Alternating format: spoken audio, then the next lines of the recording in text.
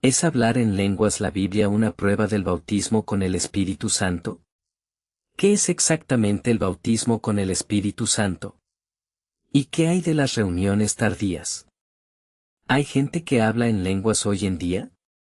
Aquí está la verdad pura sobre esta cuestión candente expresada de forma clara. ¿Es hablar en lenguas la prueba bíblica del bautismo con el Espíritu Santo? ¿Es esto un bautismo para nosotros hoy? ¿Cuál es la enseñanza bíblica sobre las reuniones tardías? El asunto más importante de esta vida es recibir el verdadero bautismo con el Espíritu Santo. Pero ¿cuántos hoy en día entienden que es realmente ese bautismo? Tu salvación eterna depende de ello. Acerquémonos con mucha humildad y oración a un estudio de este tema tan importante. Está plagado de prejuicios por ambas partes. Recordemos que el Espíritu Santo es, ante todo, el espíritu del amor, de la paciencia, de la tolerancia. Así que, si es posible, acudamos a este estudio, cada uno admitiendo que quizás se equivocó, y muy humildemente, buscando instrucción de Dios a partir de su palabra. Y llevemos este estudio hasta el final. La salvación significa, simplemente, la presencia interior del Espíritu Santo. El Espíritu Santo es la vida misma de Dios. Jesús dijo, lo que nace de la carne es carne. Debéis nacer de nuevo, nacidos del Espíritu de Dios. Pero no estáis en la carne, sino en el Espíritu, si es que el Espíritu de Dios habita en vosotros. Ahora bien, si algún hombre no tiene el Espíritu de Cristo, él no es de él. Pero si el Espíritu de aquel que resucitó a Jesús de entre los muertos habita en vosotros, el que resucitó a Cristo de entre los muertos también vivificará vuestros cuerpos mortales por su Espíritu que habita en vosotros. Romanos 8, 9, 11. A menos que, entonces, hayamos recibido el Espíritu Santo, el Espíritu de Dios, la vida de Dios, habitando dentro de nosotros, estamos perdidos, completamente sin esperanza de vida eterna. Seguramente, entonces, recibir al Espíritu Santo es la tarea más importante de esta vida. Pero, ¿cuál es la diferencia entre recibir y ser bautizado por el Espíritu Santo? Miremos, entonces, con oración y sin prejuicios a la palabra de Dios. Son las manifestaciones que acompañan a los que tuvieron lugar el día de Pentecostés, inmediatamente después de la ascensión de Jesús al cielo, para nosotros hoy. Mucha gente asume que sí, y que el método para recibir esta experiencia o bendición es asistir a las modernas reuniones tardías. Y que la única evidencia bíblica del bautismo del Espíritu Santo es hablar en lenguas. Bajo esta suposición muchos arriesgarían sus vidas. Así que examinemos las manifestaciones originales de aquel día, tal como se describen en la Biblia, y veamos si se están repitiendo hoy. Quizá nos espere una verdadera sorpresa. No supongamos, probemos todas las cosas como instruye la palabra de Dios.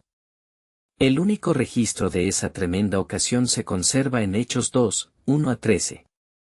Examinemos cuidadosamente cada incidente que ocurrió ese día. 1. Y cuando llegó plenamente el día de Pentecostés, todos estaban de acuerdo en un solo lugar. ¿Están los pueblos pentecostales de hoy en día que creen en hablar en lenguas en armonía y en un acuerdo?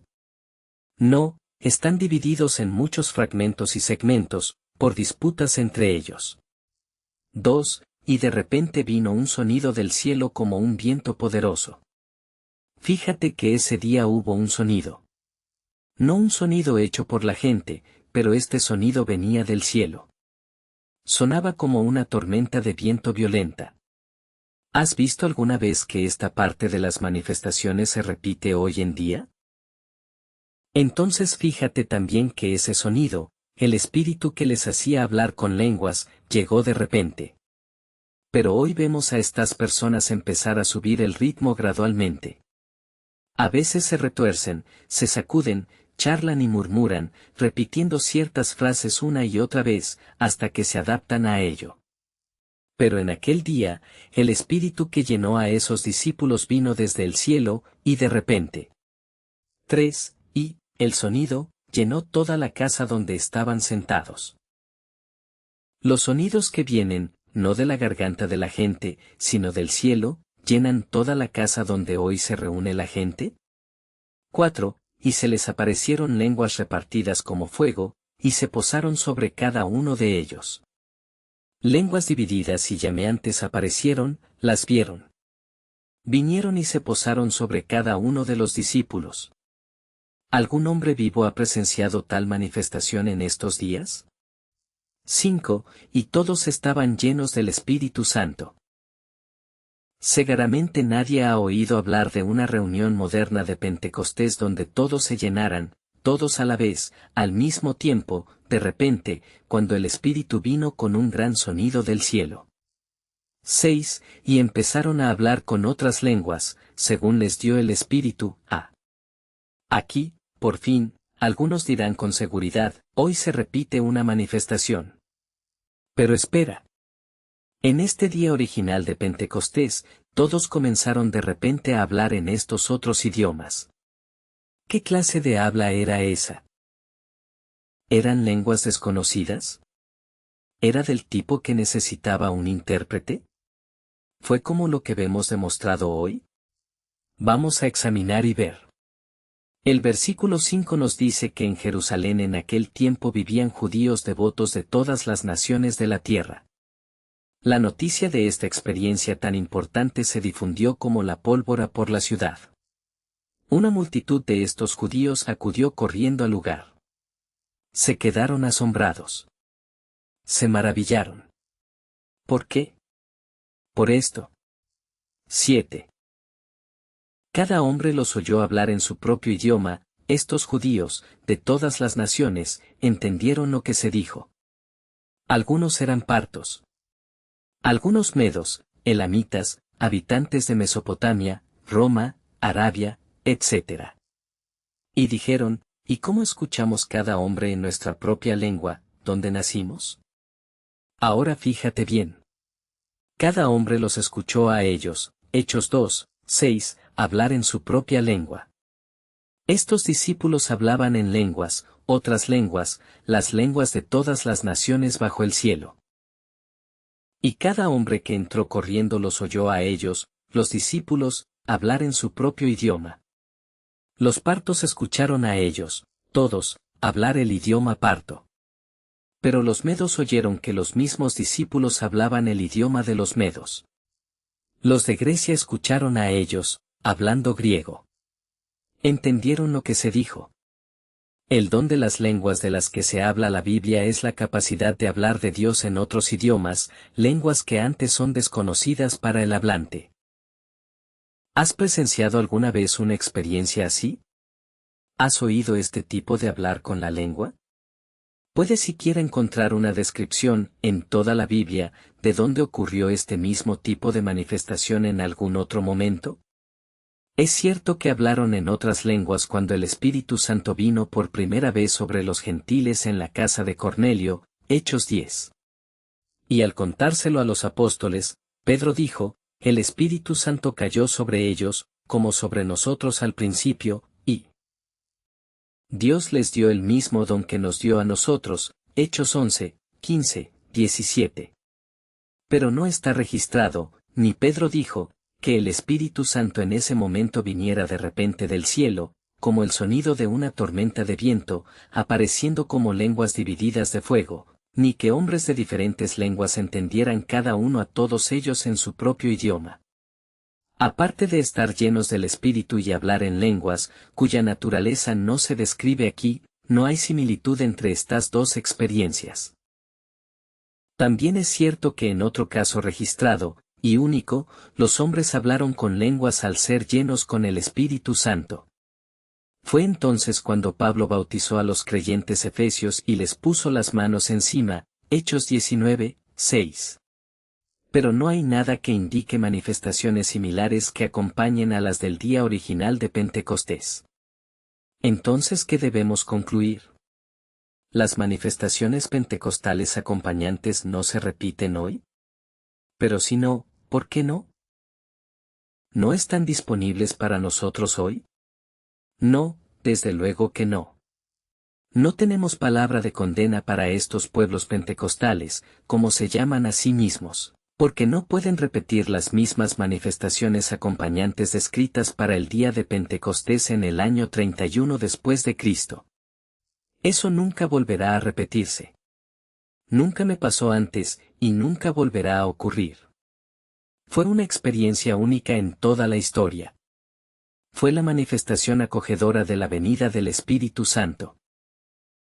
El otro Consolador, a la tierra desde el cielo.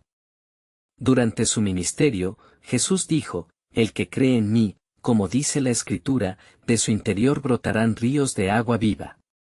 Pero esto habló del Espíritu, que los que creen en él debían recibir, porque el Espíritu Santo aún no había sido dado, porque Jesús aún no había sido glorificado, Juan 7, 38, 39.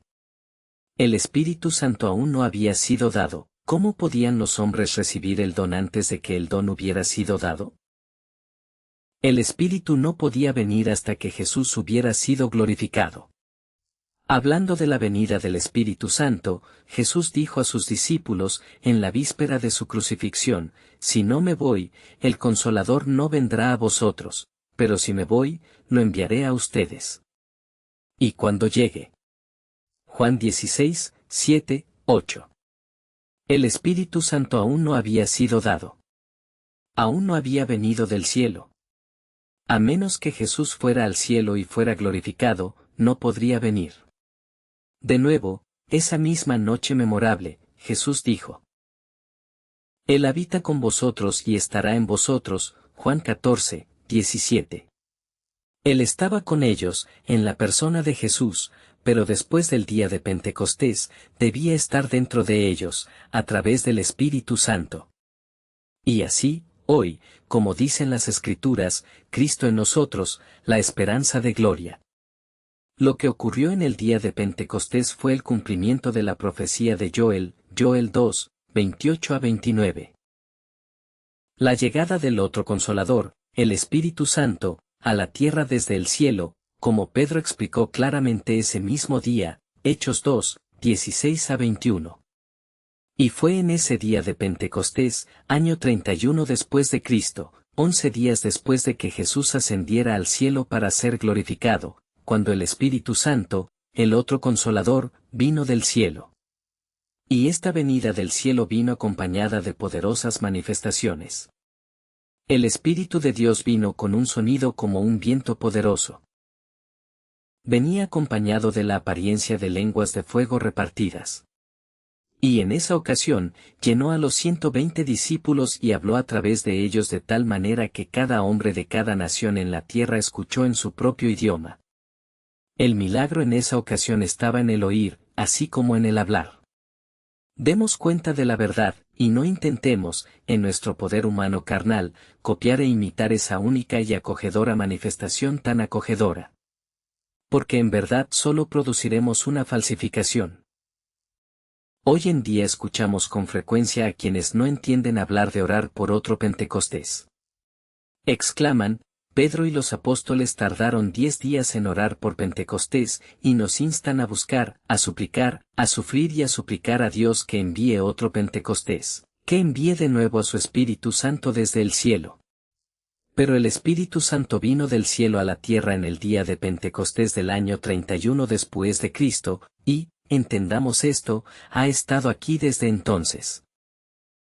Ahora solo tenemos que abrir nuestros corazones y dejar entrar al bendito Espíritu Santo. Hoy no necesitas suplicar, rogar ni sufrir para que Dios te dé este mayor de todos los dones. Dios no necesita súplicas. El Espíritu Santo está aquí, y Dios nos dice en su palabra que está más dispuesto a darnos este don que nosotros a dar pan a nuestros hijos hambrientos, Lucas 11, 13. Hoy el Espíritu de Dios está aquí, llamando a la puerta de tu corazón, Apocalipsis 3, 20. Y la forma de abrir la puerta es arrepentirse, Apocalipsis 3, 19, y entrará y permanecerá contigo para siempre. ¿Sabes el gran error que tantas personas sinceras han sido engañadas para cometer? Están suplicando a Dios que les dé algo que Él pide que supliquen para recibirlo. Este es su error. Están intentando copiar y demostrar las manifestaciones de Pentecostés en lugar de seguir las enseñanzas dadas ese día. Las manifestaciones de aquel día fueron únicas en toda la historia de la tierra.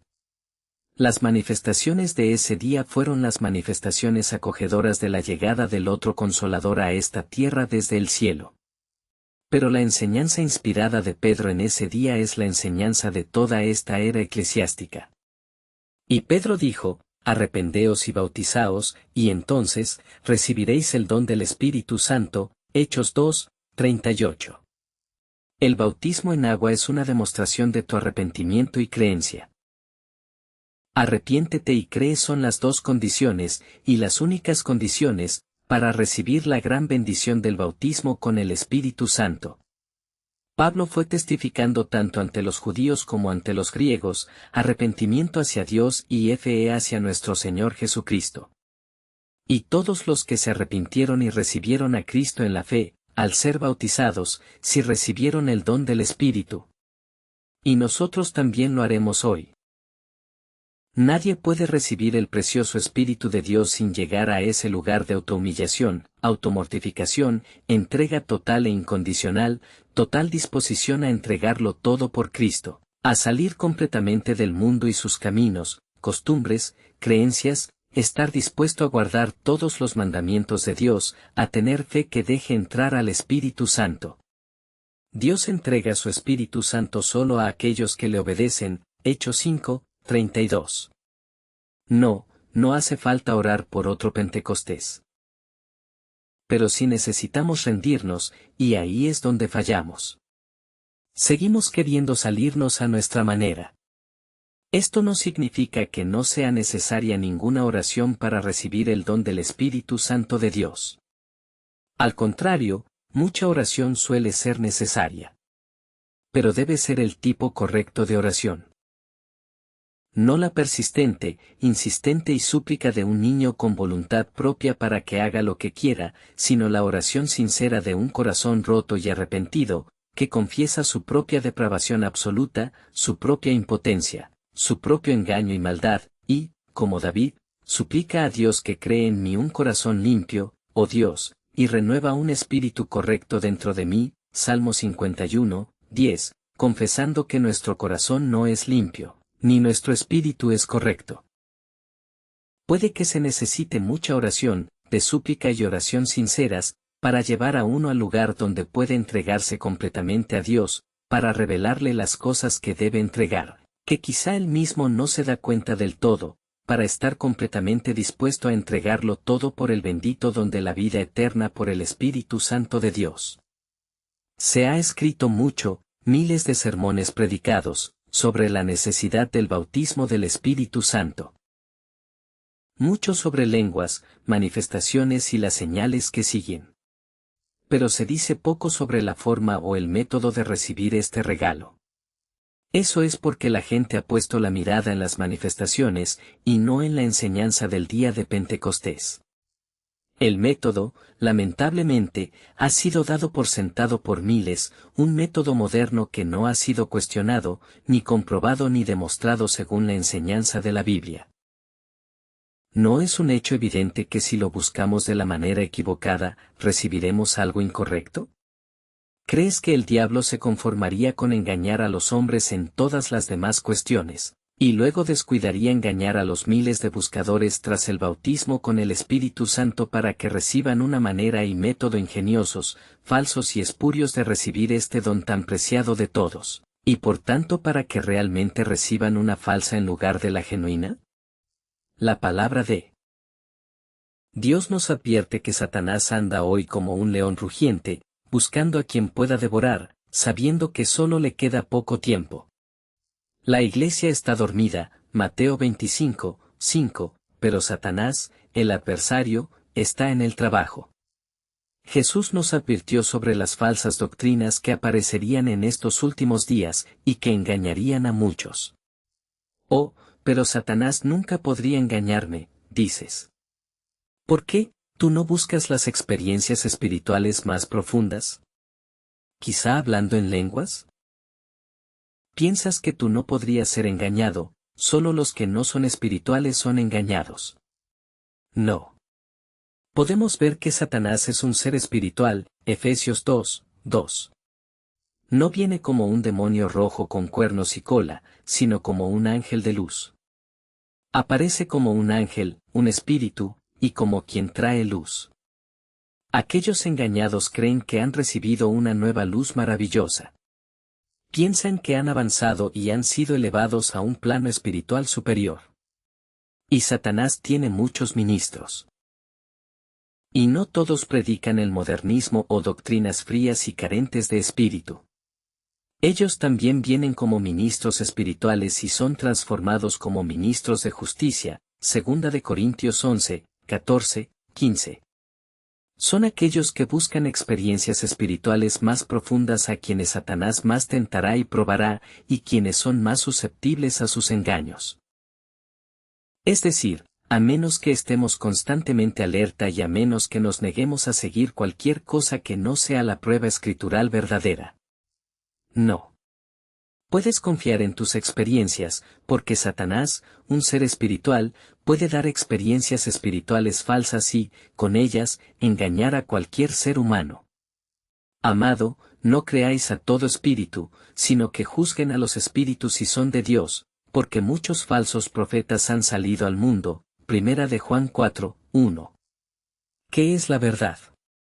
Jesús dijo: la palabra es verdad, la Biblia. Así que, cuando llega el Espíritu de la verdad, simplemente nos guía hacia una comprensión correcta de la Biblia.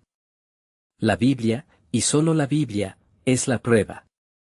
Y cuando os digan, buscad a los que tienen espíritus familiares, y a los magos que miran y murmuran, ¿no debería un pueblo buscar a su Dios?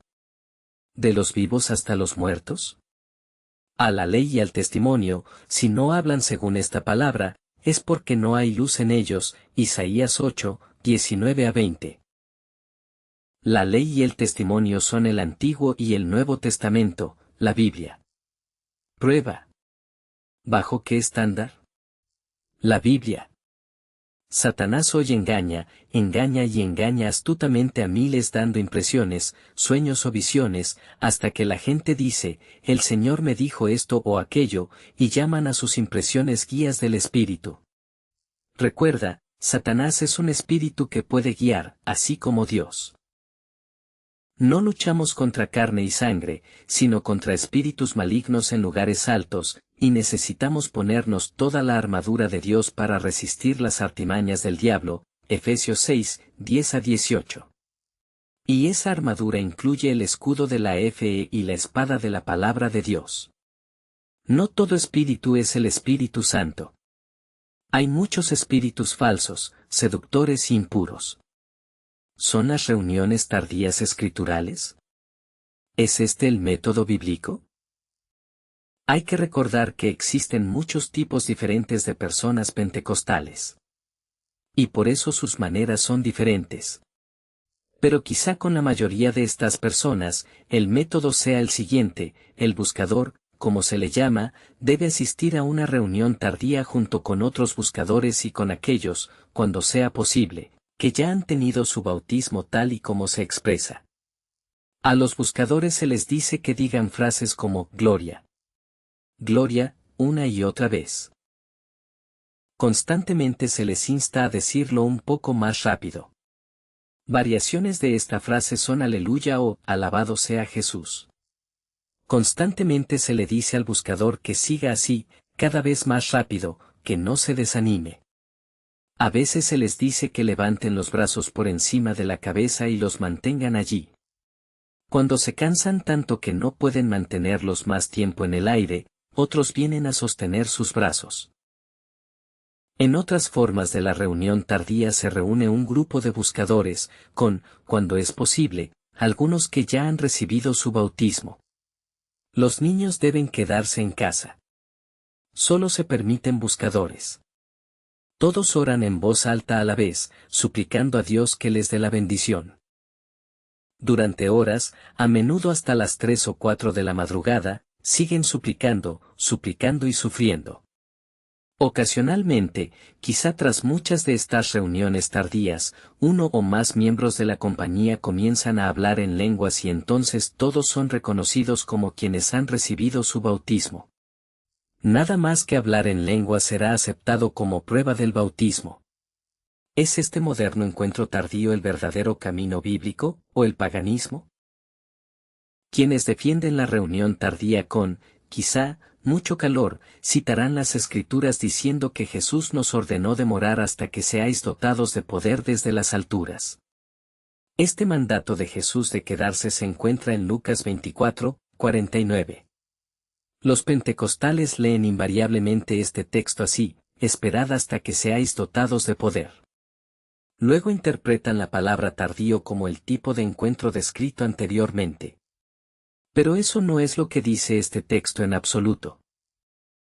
Correctamente citado, el mandato de Jesús a sus discípulos fue: permaneced en la ciudad de Jerusalén, hasta que seáis dotados de poder desde lo alto. Jesús les dijo que se quedaran, no de una manera concreta, sino en un lugar definido, en la ciudad de Jerusalén. ¿Por qué los pentecostales siempre omiten las palabras vosotros, expresando a quién se dirigía este mandato, y las palabras en la ciudad de Jerusalén, indicando dónde debían quedarse? ¿Y por qué Jesús les pidió que se quedaran en la ciudad de Jerusalén? Porque el otro Consolador aún no había venido del cielo, de lo más alto. Y Jesús sabía que cuando llegara, llegaría primero a la ciudad de Jerusalén. Así que Jesús simplemente instruía a sus discípulos para que esperaran, o permanecieran, en Jerusalén hasta el día de Pentecostés, cuando, según había sido ordenado, el Espíritu Santo debía venir del cielo, desde lo alto, a la tierra. Ahora, Tari es una palabra inglesa, traducida hace más de 300 años. Es una palabra inglesa antigua, que antes se usaba popularmente y que ahora se usa poco. Hoy en día muchos confunden su significado. ¿Qué significa? No significa orar. No significa suplicar. No significa suplicar, ni agonizar, ni repetir palabras una y otra vez. No significa una reunión de oración. El diccionario dice que tari significa posponer, ir o venir, demorarse. Permanecer en el mismo lugar, permanecer. Quedarse. Esperar, retrasarse, estar, quedarse. El griego literal, palabra por palabra, del texto griego interlineal es: pero permanezcáis en la ciudad de Jerusalén, hasta que seáis revestidos de poder desde lo alto. ¿Cómo podemos concebir la idea de estas modernas reuniones tardías a partir del mandato bíblico: permaneced en la ciudad de Jerusalén? Pero, protesta el defensor de la reunión tarda, dice en Hechos 1, 13, 14, que los discípulos subieron a una sala alta, y todos continuaron con un solo acuerdo en oración y súplica. Se asume que los discípulos se reunieron en una casa determinada con este propósito, que estaban celebrando una reunión tardía, que suplicaron a Dios hasta que finalmente Él les envió la bendición desde lo alto, y que nosotros deberíamos hacer lo mismo. A menudo se dice que a los discípulos les llevó 10 días orar por Pentecostés. Una dificultad es que pocos conocen el significado de los festivales de Levítico 23. Allí encontramos instrucción sobre los 7 festivales anuales, que tienen lugar en 3 épocas diferentes del año. La primera es la Pascua, el día 14 de Abib, el primer mes del año sagrado. En ese día siempre se mataba un cordero. Y así ocurrió la crucifixión ese mismo día. Fue el día 14 de Abib, año 31 después de Cristo, cuando Cristo, el Cordero de Dios, nuestra Pascua, fue asesinado por nosotros. La segunda de estas fiestas es la fiesta del pan ácimo, que comienza 7 días el 15 de Abib. Esto representa obediencia a Dios, cumplimiento de mandamientos, eliminar completamente el pecado de nuestras vidas. El primero y el séptimo de estos días son días santos, los sábados anuales de Dios. La tercera fiesta es la fiesta de los primeros frutos, conocida como el día de Pentecostés. Esto siempre había sido el ejemplo de los primeros frutos de la Iglesia del Nuevo Testamento. Y, por tanto, cuando el otro Consolador vino del cielo, desde lo alto, para traer los primeros frutos de la Iglesia del Nuevo Testamento, este tremendo acontecimiento, que ocurriría solo una vez en toda la eternidad, fue ordenado para tener lugar en el mismo día de Pentecostés, 31 después de Cristo. Jesús sabía bien que el Espíritu Santo vendría del cielo ese mismo día. Así que Jesús les dijo a sus discípulos que debían ser bautizados con el Espíritu Santo dentro de no muchos días, Hechos 1, 5. En el primer capítulo de Hechos encontramos la misma instrucción de Jesús que se recoge en Lucas 24, 49, esta vez en palabras más claramente para entenderse, y les ordenaron que no se separaran de Jerusalén, sino que esperaran la promesa del Padre, Hechos 1, 4. Así que los discípulos no oraron por Pentecostés. Pentecostés es un día, no una experiencia. Y dado que se ordenó que el Espíritu Santo viniera del cielo a Jerusalén, y ese mismo día, ¿crees que, si los discípulos hubieran orado y suplicado un poco más fuerte, podrían haberlo orado 1 o 2 días antes? Desde luego que no. Ni siquiera una hora antes. Pero, argumenta el defensor de la reunión temporal, ¿no se reunieron todos los discípulos en una sala alta y continuaron allí en oración y súplica? Sin duda. ¿Pero por qué? Fíjate en las Escrituras. Y cuando entraron, subieron a una sala alta, donde moraban Pedro, Santiago, Juan, Andrés, Filipo y Tomás, Bartolomé y Mateo, Santiago hijo de Alfeo, Simón Celotes y Judas, hermano de Santiago.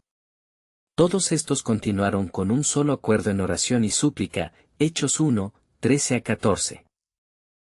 Como naturalmente habrían hecho en un tiempo tan solemne. ¿Hay siquiera alguna pista, en este texto, de qué estaban suplicando a Dios que les diera al Consolador prometido? Más bien, sabemos que simplemente estaban esperando allí, como Jesús había ordenado, con completa fe en que Dios cumpliría su promesa. ¿Hay siquiera una pista en este pasaje de que estaban diciendo palabras una y otra vez, como el moderno gloria, gloria, gloria? Ahora fíjate, cuando llegó el día de Pentecostés por completo, y recuerda que Pentecostés fue un día, no una experiencia, ¿tuvieron que suplicar y sufrir? No, sino que cuando llegó este día, de repente vino un sonido del cielo como un viento poderoso que sopla, y al instante todos se llenaron del Espíritu Santo. Una vez que el otro Consolador vino del cielo, no hubo espera, todos se llenaron a la vez. Ahora que el Espíritu Santo había venido a la tierra, tenían que suplicar, agonizar y demorarse antes de poder recibir el bautismo completo aquí con el Espíritu Santo. Solo hay otras 4 experiencias registradas, posteriores al día de Pentecostés, año 31 después de Cristo, de recibir el bautismo con el Espíritu. Examinemos cada uno. Veamos si hubo alguna reunión tarry. La siguiente experiencia registrada se encuentra en el capítulo 8 de los Hechos. Felipe se había ido a Samaria. Cuando creyeron en la predicación de Felipe sobre las cosas relacionadas con el reino de Dios y el nombre de Jesucristo, fueron bautizados, versículo 12. Pedro y Juan vinieron a Samaria desde Jerusalén, versículo 14, y oraron por ellos para que recibieran el Espíritu Santo, versículo 15. Entonces pusieron las manos sobre ellos y recibieron el Espíritu Santo, versículo 17.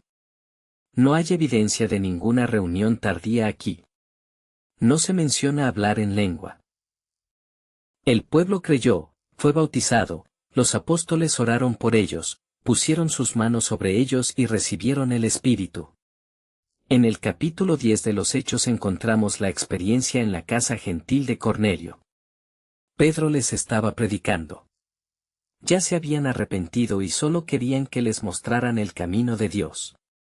¿Hubo una reunión tardía aquí? No, mientras Pedro aún pronunciaba estas palabras, el Espíritu Santo cayó sobre todos los que oyeron la palabra, Hechos 10, 44. El Espíritu Santo había venido del cielo en el día de Pentecostés, 31 después de Cristo. Cornelio y su casa no tuvieron que orar por otro Pentecostés. No tenían que suplicar ni sufrir. Se habían rendido total e incondicionalmente. Cuando Pedro vino a revelarles la verdad y el camino, no empezaron a discutir ni a refutar la palabra de Dios. La aceptaron. Y así, con el corazón preparado y sometido mientras Pedro aún hablaba, recibieron el bautismo con el Espíritu Santo. Y tú también puedes, igual de rápido y repentinamente, si y cuando, te rindes como ellos. Seguramente no había ninguna reunión tardía aquí. No repetían palabras una y otra vez. Solo arrepentimiento real y fe, las únicas dos condiciones. La siguiente experiencia se encuentra en Hechos 19, 1-7. Pablo vino a Efeso. Allí encontró una docena de discípulos. Pablo les preguntó si habían recibido el Espíritu Santo. La traducción literal no es desde que creísteis, sino, ¿recibisteis el Espíritu Santo cuando creísteis? Pablo sabía bien que Dios había prometido que recibiríamos el Espíritu cuando nos hubiéramos rendido a las condiciones. No sabían nada del Espíritu Santo. ¿Qué pasaba? Pablo decidió inmediatamente averiguarlo. Les preguntó cuánto tiempo habían demorado. Les dijo que la dificultad era que no habían demorado o sufrido lo suficiente. No. Pablo comenzó en la última condición, el bautismo en agua, para descubrir que estaba mal. Y ahí lo encontró. Solo habían sido bautizados con el bautismo de Juan. Eso fue el bautismo en la primera condición, el arrepentimiento. No habían sido bautizados en Cristo para la remisión de los pecados. Y así Pablo les dijo inmediatamente cómo ser bautizados. Cuando oyeron esto, no discutieron ni se rebelaron. Humildemente hicieron lo que se les indicó y fueron bautizados. Y cuando fueron bautizados, y cuando Pablo puso sus manos sobre ellos, el Espíritu Santo vino sobre ellos. Cuando se cumplieron las condiciones de la palabra de Dios, recibieron el Espíritu de Dios. Y en este caso, hablaron con lenguas y profetizaron. No había ninguna reunión tardía. No había agonizantes ni repeticiones sin sentido de palabras. Simplemente sumisión a Dios y ajustarse a las condiciones de Dios. Se menciona otra experiencia, la de Pablo. Léelo en Hechos 9, 1-22. De nuevo, no hay indicios de nada parecido a una reunión tardía moderna, solo rendición total, autodegradación, una disposición y sumisa que se ajusta a las condiciones. La Biblia no menciona hablar en lenguas en esa época, aunque más tarde Pablo dijo a los corintios que hablaba en más idiomas que cualquiera de ellos. Así que no hay ni un solo ejemplo en las Sagradas Escrituras de una reunión tardía moderna. Tengamos una razón bíblica para todo lo que hacemos. Una vez, un predicador pentecostal instaba a alguien a asistir a una serie de estas llamadas reuniones tardías, donde las palabras se murmuraban una y otra vez, y donde la gente deliberadamente agitaba sus emociones, gritaba y seguía toda la fórmula habitual. Esta persona respondió que no encontraba enseñanza bíblica ni ejemplo para tal fórmula o tipo de reunión, y que quería hacer todo a la manera bíblica.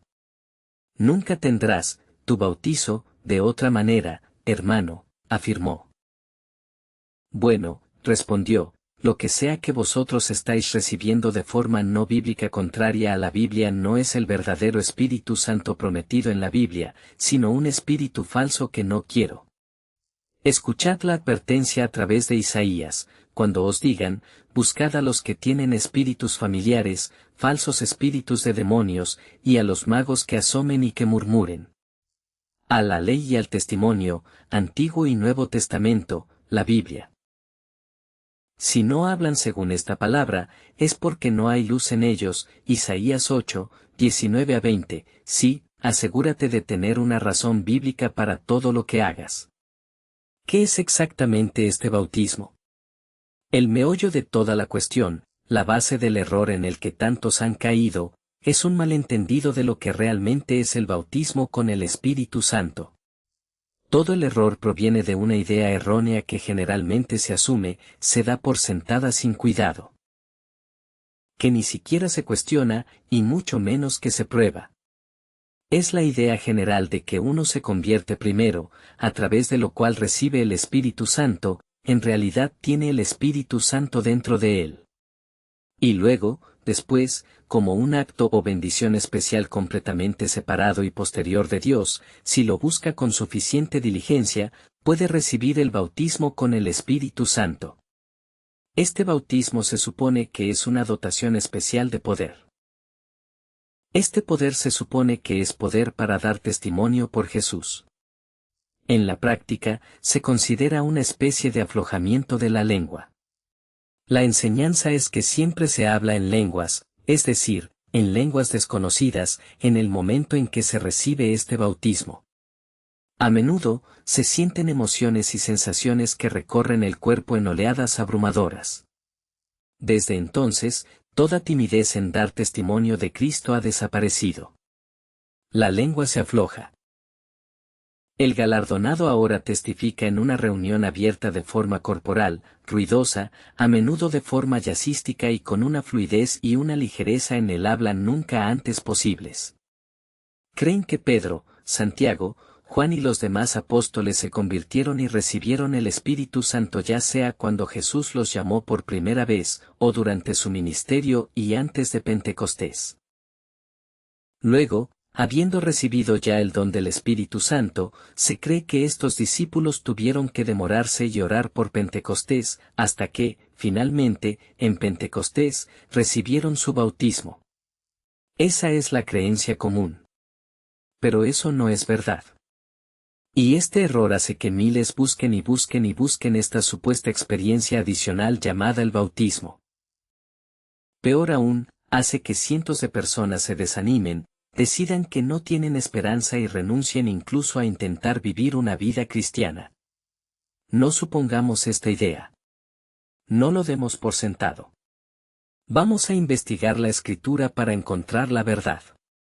La verdad es que ni Pedro, Santiago, ni Juan, ni ninguno de los discípulos de Jesús habían recibido jamás al Espíritu Santo hasta aquel día de Pentecostés. Bajo el antiguo pacto, Dios tenía una iglesia.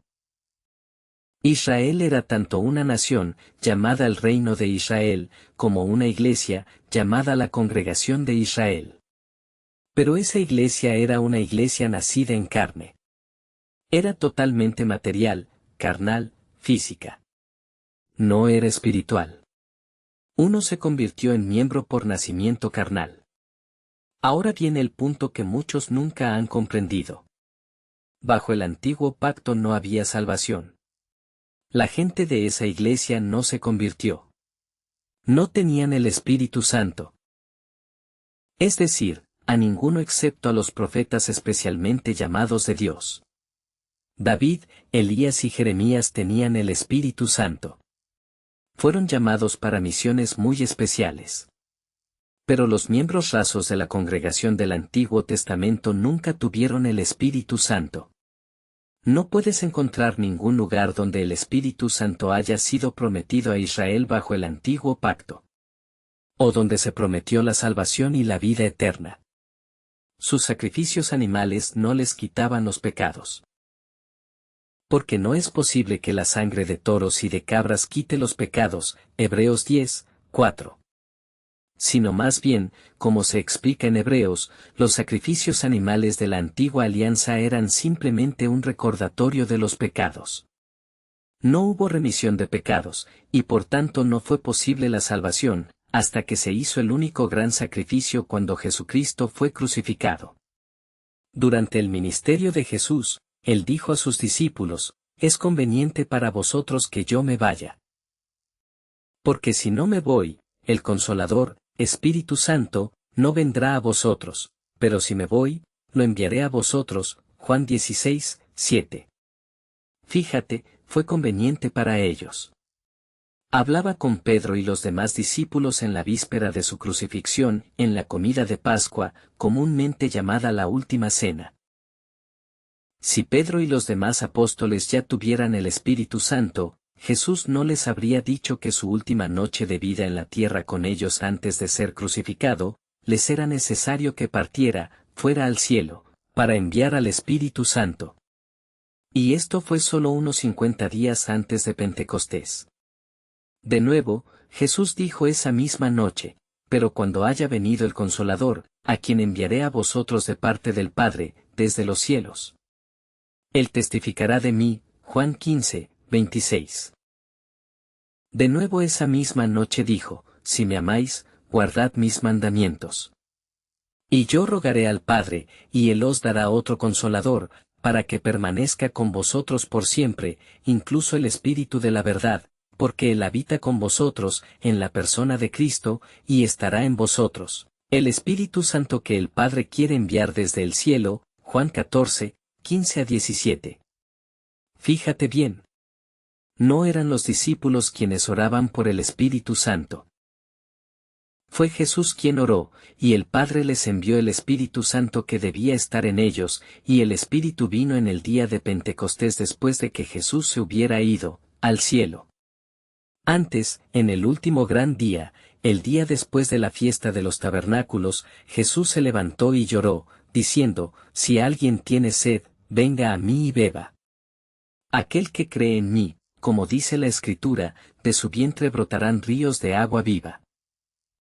Pero esto habló del Espíritu, que los que creen en él deben, en el futuro, recibir, porque el Espíritu Santo aún no había sido dado, porque Jesús aún no había sido glorificado, Juan 7, 37 a 39. Estudia eso. El Espíritu Santo aún no estaba dado. ¿Por qué? Jesús aún no se había ido, ascendido al cielo, no había sido glorificado. Les convenía que Él se marchara. De lo contrario, el Espíritu Santo no habría venido. Fíjate en el tiempo futuro. De su ser más profundo fluirá el Espíritu Santo. El Espíritu Santo nunca había venido del cielo para entrar y habitar dentro de los cristianos convertidos. El Espíritu Santo nunca había sido ofrecido a la gente durante los tiempos del Antiguo Testamento. Pero el profeta Joel había profetizado, sucederá después, que derramaré mi espíritu sobre toda carne, Joel 2, 28. Y Jesús les dio la promesa de que enviaría al Espíritu Santo desde el cielo, sí después de que fuera al cielo.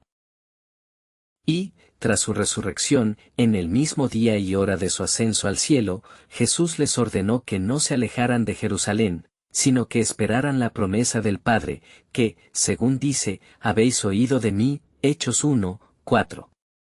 Sí, las promesas citadas arriba, que a menos que Él fuera al cielo, no podrían tener ni ser llenos del Espíritu Santo. La promesa de que oraría al Padre y que el Padre enviaría al Espíritu Santo. Y entonces, en el día de Pentecostés, vino el Espíritu Santo. Esta era su primera llegada del cielo. Y ese día, el recién inspirado Pedro dijo, esto es lo que dijo el profeta Joel, citando esa profecía.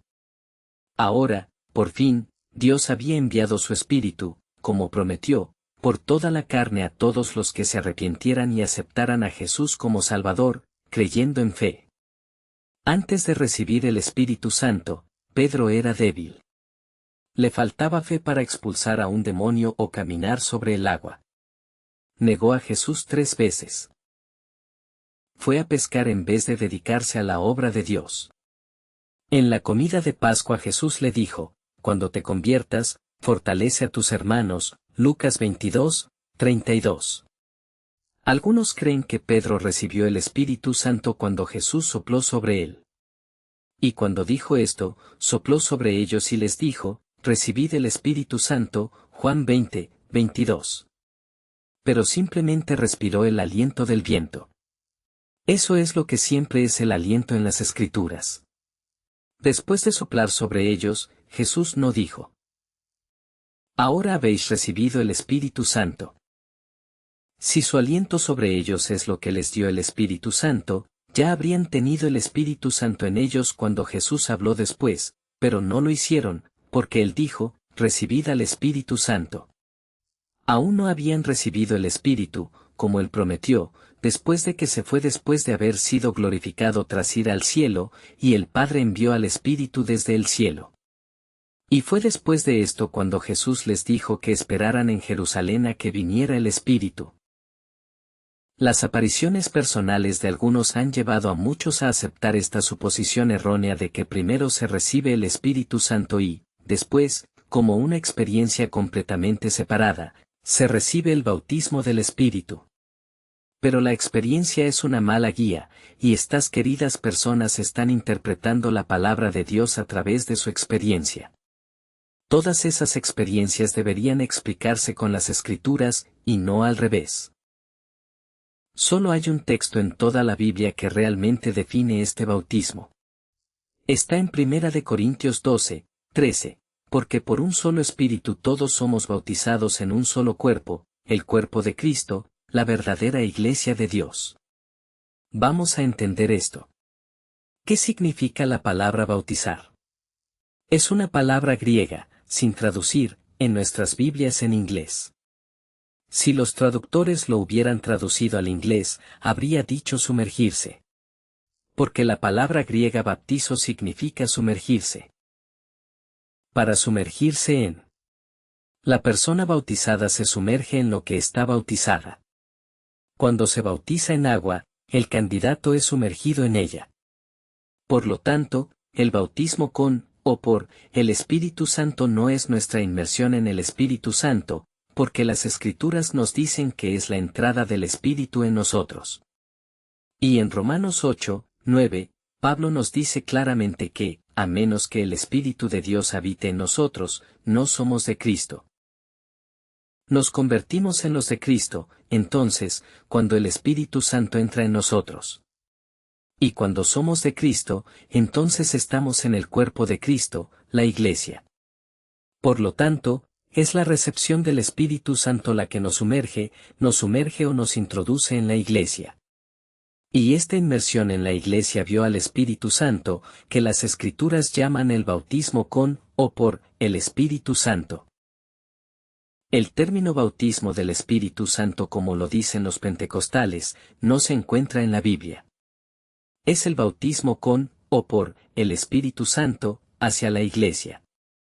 Y así, por un solo Espíritu estamos todos bautizados en un solo cuerpo. Así, la recepción del Espíritu Santo es el bautismo con el Espíritu. Estudiemos esto cuidadosamente en la palabra de Dios.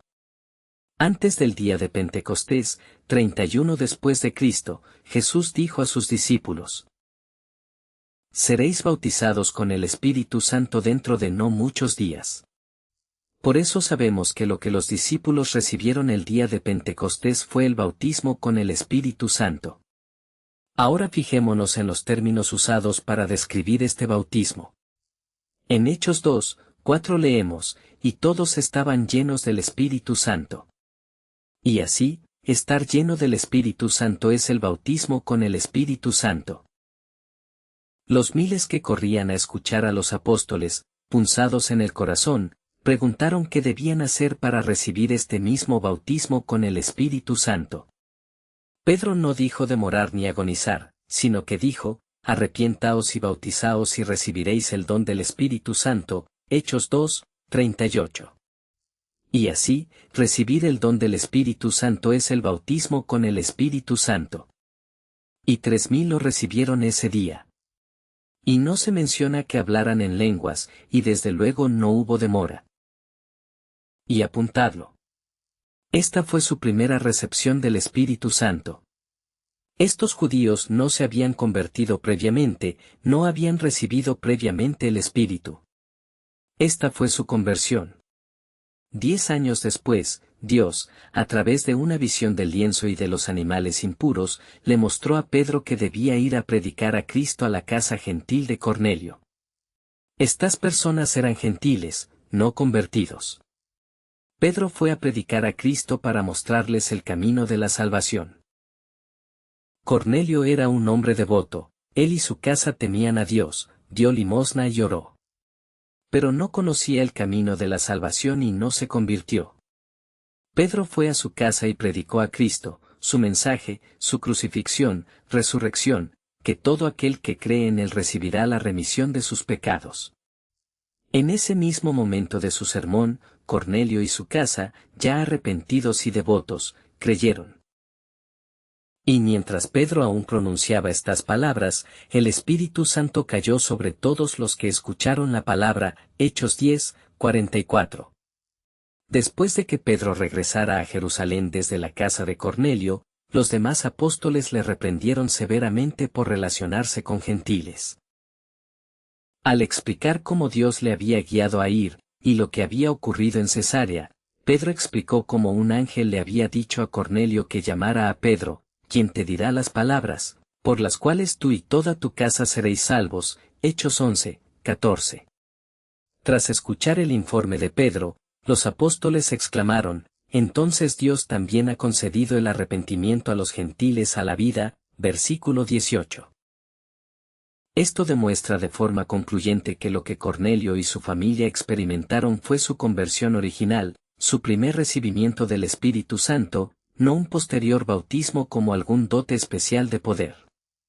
Al explicar lo que recibieron estos gentiles, Pedro dijo, entonces recordé la palabra del Señor, que dijo, Juan en verdad bautizado con agua, pero seréis bautizados con el Espíritu Santo. Porque, entonces, como Dios les dio el mismo regalo que nos dio a nosotros. Hechos 11, 16 a 17. Pedro dice claramente que lo que los gentiles recibieron entonces fue el bautismo con el Espíritu Santo. Y este bautismo también se llama, en el versículo 17, el don. Y así, el don del Espíritu Santo es el bautismo con el Espíritu Santo. En el versículo 15, Pedro dijo, el Espíritu Santo cayó sobre ellos, como sobre nosotros al principio. Así que cuando el Santo Santo cayera sobre ellos fue el bautismo con el Espíritu Santo, en la iglesia. En el capítulo 10, versículo 44, donde se describe esta experiencia real, aprendemos que el Espíritu Santo cayó sobre todos ellos, y en el versículo 45 encontramos que sobre los gentiles también fue derramado el don del Espíritu Santo. Y en el versículo 47 recibieron el Espíritu Santo. Así que recibir el Espíritu Santo es el bautismo con el Espíritu Santo. Todos estos términos son usados como sinónimos e intercambiables por el Espíritu Santo para describir la misma experiencia. Entonces, ¿qué debemos concluir? Lo que nace de la carne es carne, Juan 3, 6. Cuando el hombre carnal, pecador, mortal se arrepiente y es bautizado como símbolo de su fe en Cristo, recibe al Espíritu Santo no como resultado de demorarse, sino a través de la fe, Galatas 3, 14, Juan 7, 37, 39. Y esta recepción del don del Espíritu Santo es el bautismo con el Espíritu dentro de la iglesia. Entonces es un hijo de Dios. Ha sido engendrado. Aunque el verdadero renacimiento debe llegar en el momento de la resurrección. Él es engendrado de arriba, engendrado del Espíritu. Y así es bautizado por el Espíritu en el cuerpo de Cristo. Este bautismo no es el final, sino solo el comienzo de su experiencia cristiana. Él es simplemente un bebé recién engendrado en Cristo. Ahora debe crecer en gracia y conocimiento. Debe vivir una vida de superación. Y el que perdura hasta el fin será salvo. ¿Es hablar en lengua según la Biblia la prueba del bautismo con el Espíritu Santo?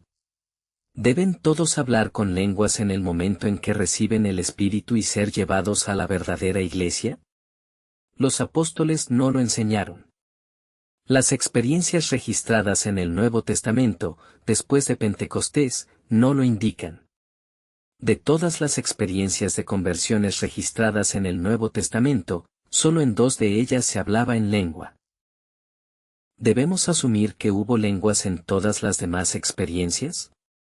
Seamos cuidadosos al añadir a la palabra de Dios lo que no está. No. Hay ninguna declaración en las Escrituras que diga que debes hablar con lenguas para probar que has recibido el bautismo del Espíritu Santo. Ninguna Escritura dice, por sus lenguas los conoceréis. Pero la Escritura dice, Por sus frutos los conoceréis. Mateo 7, 20. Las vidas que llevamos son la prueba bíblica de si hemos recibido o no el Espíritu Santo. Jesús dijo: por esto todos los hombres sabrán que sois mis discípulos, si os amáis unos a otros. Juan 13, 35. ¿Pero no son las lenguas al menos una prueba del bautismo con el Espíritu?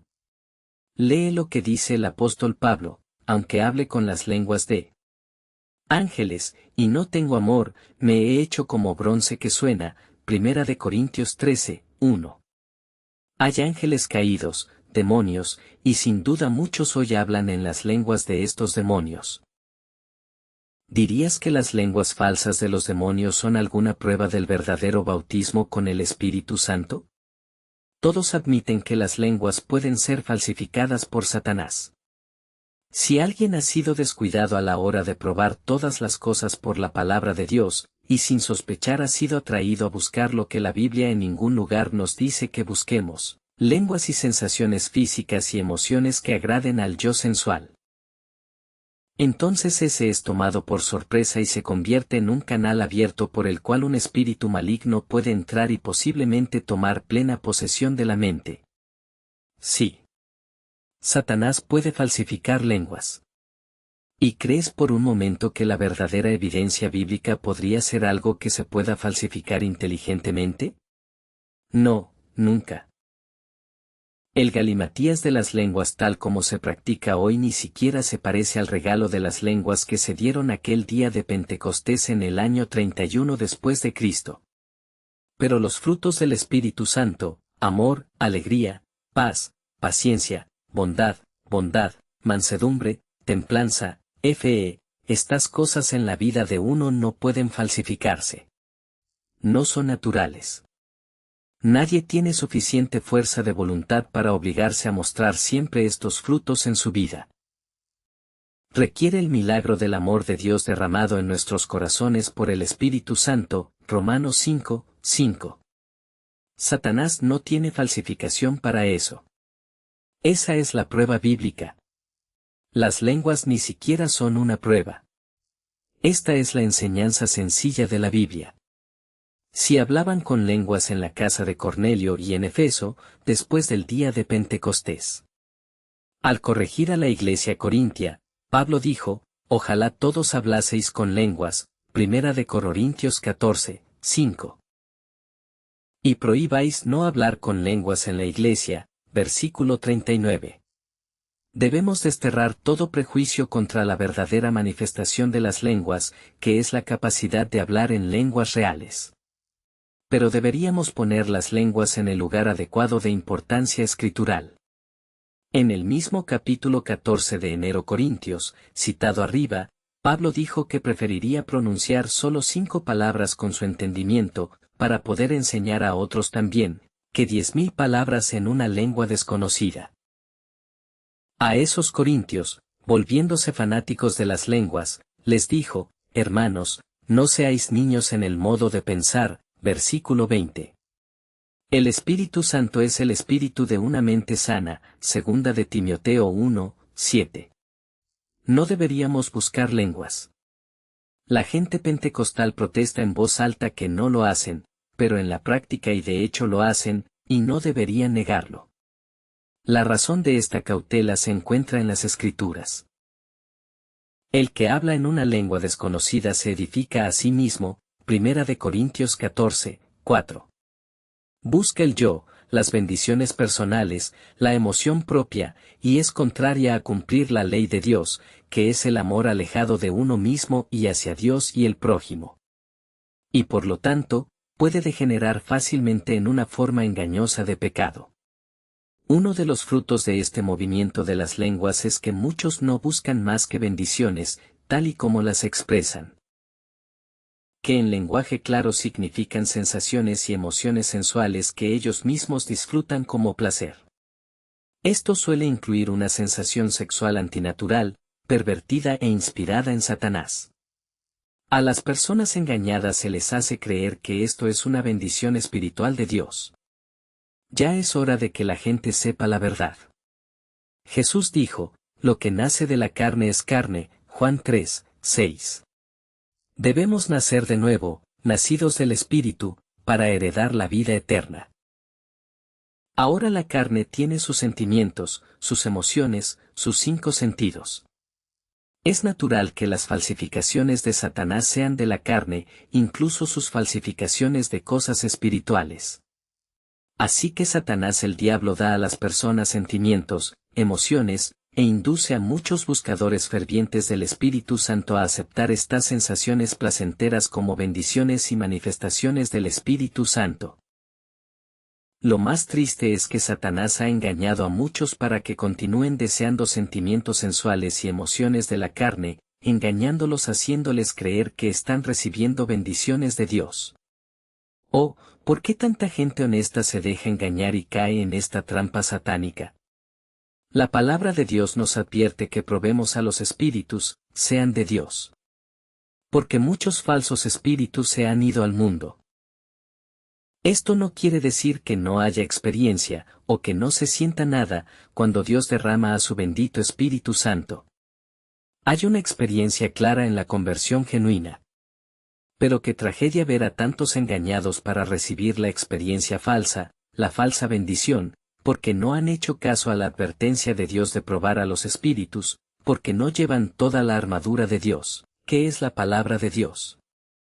El camino de Dios es el camino de crucificar la carne, lo sensual.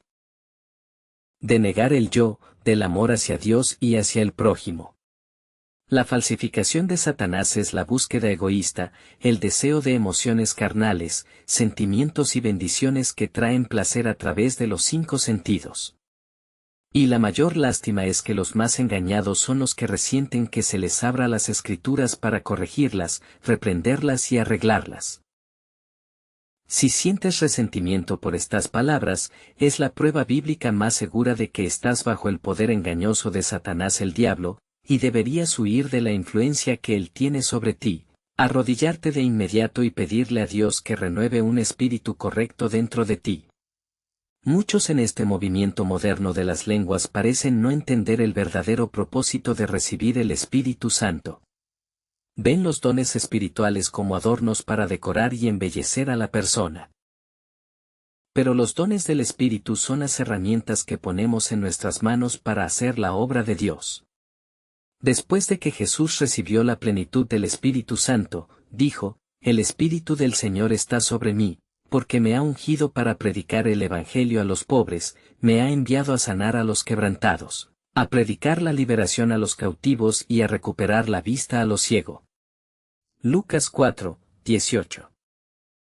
El objetivo y propósito del Espíritu Santo no es dar sentimientos y escalofríos que sean de los sentidos de la carne, y por tanto sensoriales, no para agradar al yo, sino para crucificar al yo, para dotar de poder para vencer el pecado, lo cual es transgredir los mandamientos de Dios, 1 de Juan 3, 4, limpiarnos de toda injusticia, impartirnos la justicia de Dios, para que nuestra luz brille y otros vean a Cristo en nosotros.